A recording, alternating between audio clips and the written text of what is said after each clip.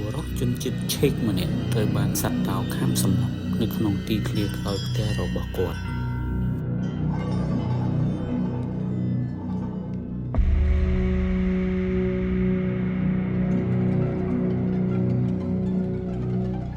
តាមសារព័ត៌មាន BBC បានផ្សាយឲ្យដឹងថាបុរសជនជាតិឆេកអាយុ34ឆ្នាំម្នាក់ត្រូវបានសត្វតោខាំសម្លាប់នៅផ្ទះគ្រួសាររបស់គាត់នៅភាគខាងកើតនៃសាធារណរដ្ឋឆេក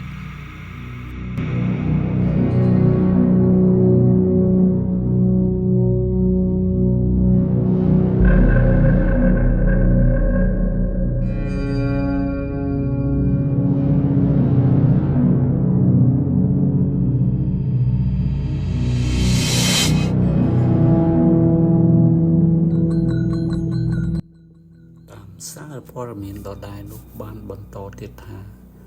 បុរសដែលត្រូវសត្វតោខាំនោះឈ្មោះ Michael Prasek ជាម្ចាស់ឆ្មាធំអាយុ9ឆ្នាំនិងក៏ជាម្ចាស់សត្វតោញីមួយក្បាលទៀតសម្រាប់បង្កាត់ពូជដែលត្រូវបានគេរាយការណ៍មកថាបានទាក់ទាញការព្រួយបារម្ភយ៉ាងខ្លាំងពីអ្នកស្រុកនៅតំបន់នោះលោកឪពុករបស់លោកប្រាសេកបានរកឃើញសាកសពកូនរបស់គាត់នៅក្នុងទ្រុងតោហើយបានប្រាប់សារព័ត៌មានក្នុងស្រុកថាទ្រុងនោះត្រូវបានចាក់សោពីខាងក្នុង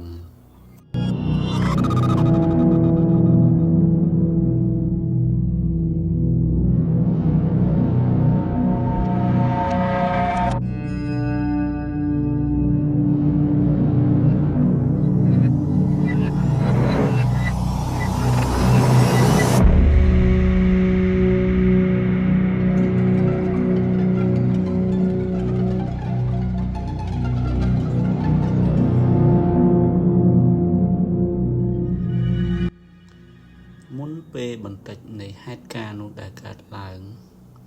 សត្វតោត្រូវបានរាយការណ៍ថារស់នៅក្នុងរបងដែលដាច់ដោយឡែកហើយជនរងគ្រោះក៏បានចូលទៅក្នុងរបងនោះលោកឪពុករបស់ជនរងគ្រោះបានទៅក្រោយបន្តិចនៃហេតុការណ៍សត្វតោខំសម្រាប់កូនរបស់គាត់នោះបានមានភាពស្រឡាំងកាំងយ៉ាងខ្លាំងនិងបានខលទៅប្តឹងប៉ូលីសនៅក្នុងតំបន់ហើយនៅពេលដែលប៉ូលីស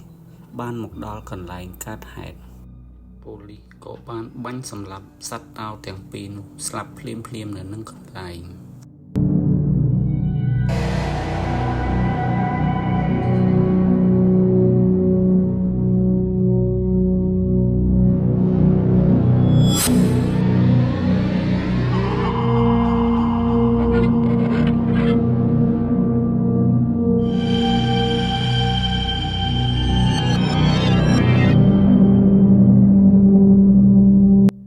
យ៉ាងណាក៏ដោយអ្នកនាំពាក្យប៉ូលីស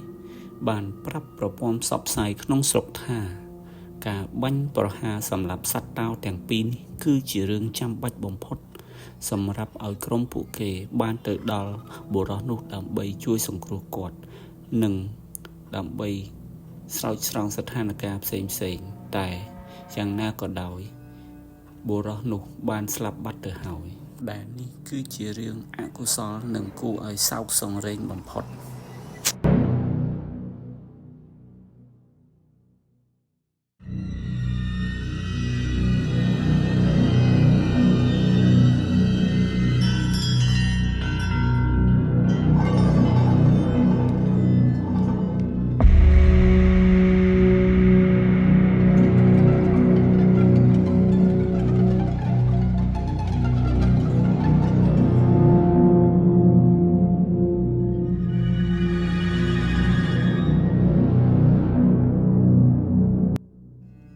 បញ្ជាក់ផងដែរថា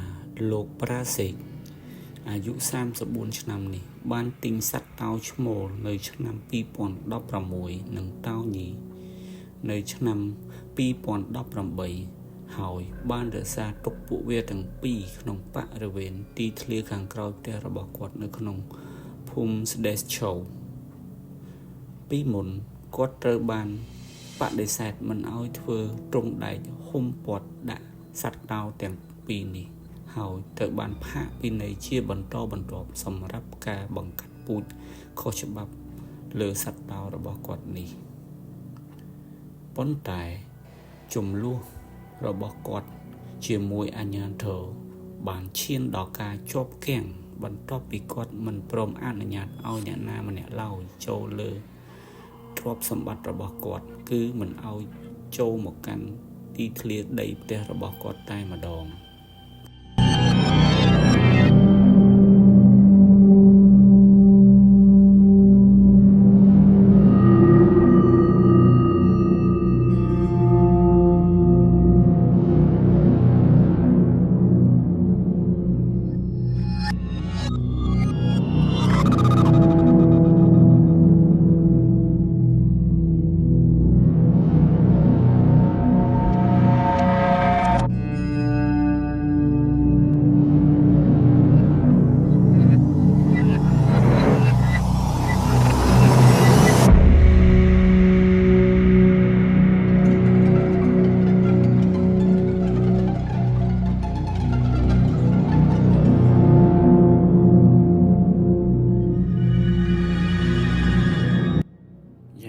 ក៏ដោយមូលហេតុដែលបុរសនោះរក្សាទុកសត្វតោនៅក្នុងផ្ទះរបស់គាត់បាន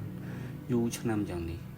គឺដោយសារកង្វះមធ្យោបាយជំនួសនៅក្នុងសាធារណរដ្ឋឆេកឬគឺដោយសារគ្មានភស្តុតាងណាមួយបង្ហាញពីភាពឃោរឃៅរបស់សត្វបានន័យថាសត្វតោមិនត្រូវបានគេបណ្តេញចេញយ៉ាងបង្ខំពីផ្ទះរបស់គាត់នោះទេ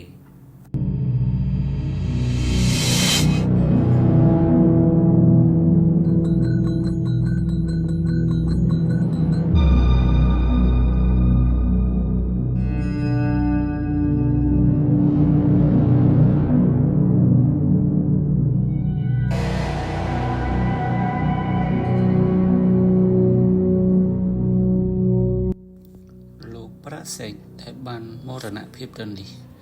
ធ្លាប់ធ្វើឲ្យមានចំណងជើងលើកាសែតក្នុងស្រុកមួយចំនួនកាលពីរដូវក្តៅមុន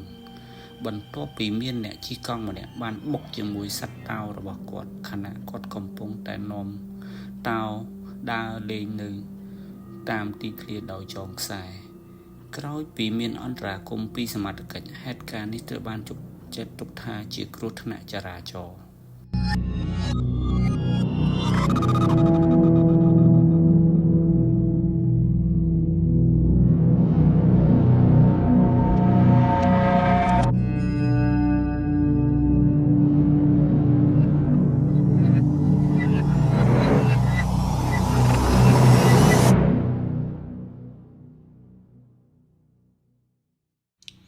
លោកអភិបាលក្រុងស្ដេឆូលោក Thomas Kokorek បាននិយាយថាឧបទ្ទហេតុថ្ងៃនេះប្រហែលជាអាចជួយដោះស្រាយបញ្ហារយៈពេលវែងនេះកម្មសិទ្ធិឯកជននៃសត្វឆ្មាធំគឺជារឿងធម្មតាគួរឲ្យភ្ញាក់ផ្អើលនៅសាធារណរដ្ឋឆេកដែលអនុញ្ញាតឲ្យប្រទេសនេះក្លាយជាមជ្ឈមណ្ឌលនៃការរត់ពន្ធសត្វព្រៃខុសច្បាប់យោងតាម Deutsche Presse Agentur មានថោជាង250ក្បាលត្រូវបានរក្សាទុកដោយម្ចាស់ឯកជននៅក្នុងសាធារណរដ្ឋឆេកមួយនេះ